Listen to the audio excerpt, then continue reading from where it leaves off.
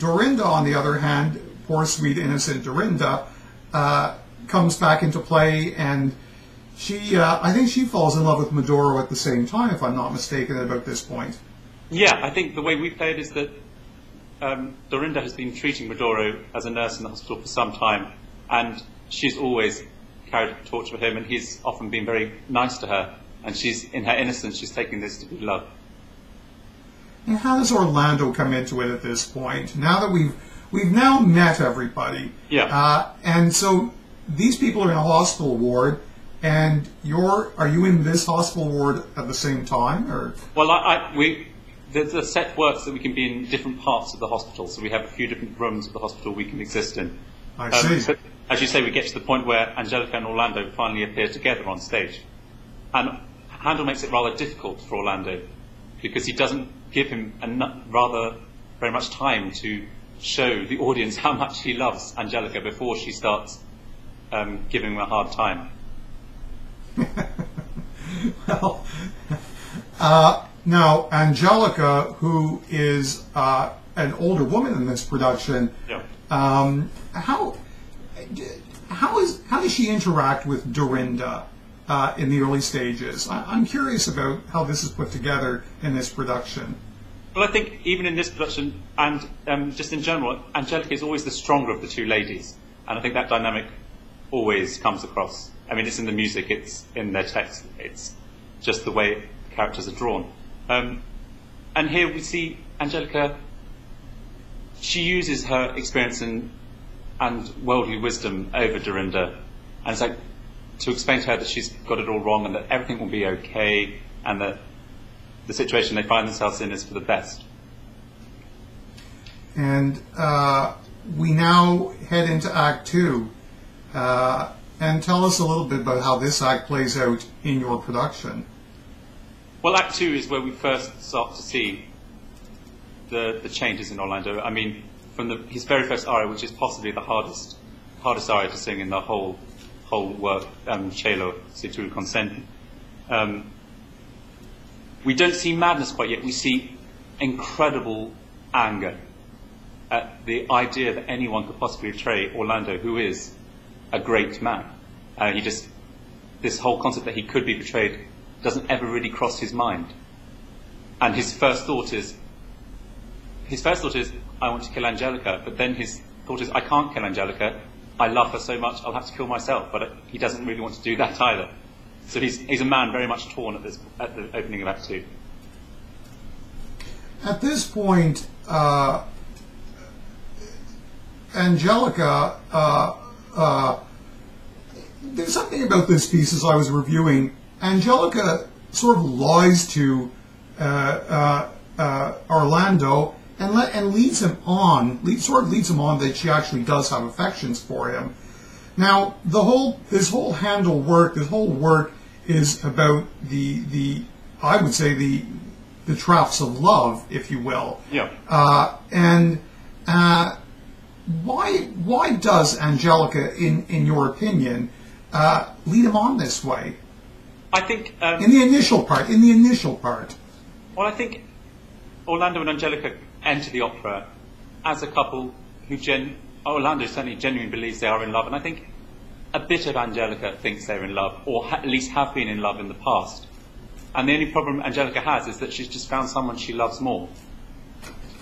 And Orlando, being the great man he is, I think part of her is kind of not so sure about how to tell him. I see. Well, and Orlando eventually descends into some level of madness. Yeah. Tell us about that. Well, in this production, it's dealt very much as Orlando suffering from a mental illness, because we dispense of all the original suggestions of magic that Handel puts in the score. So we get a very clear journey through. He sees images. He talks to people who aren't there. Now, how does that happen in this production? Because I think there's as he descends to madness, there is a great deal of imagery at that point that Handel puts into it, mythological imagery. Now, how is that handled in this production? Well, at times I mistake other characters on stage, be they the actor, extras, or Zoroastro, I mistake them for people I'm talking about, or they're just visions in my head, and we use a lot of projections to show that I'm not addressing. You're right, there are mythological references, but these are great for me not sensing reality. I mean, I'm talking to these people as if they were real when they are just myths. And how do you find, it's interesting, because this comes almost as close to a mad scene as Handel would do. How do you find Handel in a mad scene? Quite possibly the most extraordinary thing he's ever written, or ever wrote. But it's something I was thinking the other day, because in our staging it is a very physical scene. I mean, it's hard to play madness sitting down still, or standing still. But Handel just gives you no break for about 10 pages of music. There are very few rests, there are very few instrumental interludes. You start the scene and you just have to go. And I find myself physically gasping for breath at points. I mean, you have to really contain yourself. But for Handel, it's so free in form. I mean, he chops and changes wherever the text or the mood requires him to. There's no such things as formal styles of da capo arias and this bit that's not appropriate. He switches from small gavotte textures to more arioso walking bass type things, and constantly chopping and changing within every 3 or 4 lines. Well, better that you're singing it, I suppose. Now, once he recovers, does he? I assume that at some point he recovers from this madness. Well, I think in the production that we're doing here, that is a decision that the audience are left to make. Whether, because he goes through electric shock therapy, which in the 1940s was exceptionally experimental, and I think the director's intention is that the audience decide whether this treatment has been a success, or whether Orlando at the end of the opera is saving face in front of those he embarrassed himself in front of, and goes on to an uncertain future. I mean, for me, I don't think Orlando is cured by the end of this opera.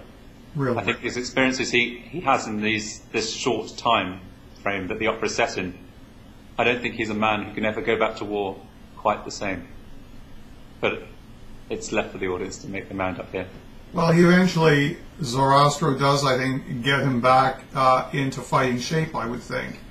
Yeah, I think the scores suggest one of those sort of Baroque conventions where everything is suddenly resolved in the space of 3 pages to end the opera nicely. Which, when you're sorry, in the space of 3 pages. But it's one of the biggest challenges for directors, because if you want to play the Handel narrative as real as possible, as so many do, and it's great that people do because it does work like that. Yes. These are the tricky hurdles to get over. So we play. Zoroastro brings me round from my treatment, and he is convinced that his treatment has been a success. I save face by allowing Medoro and Angelica to be happy with each other, and then I leave. And that is the audience's point to decide whether I have left fully recovered or not. Oh, I see.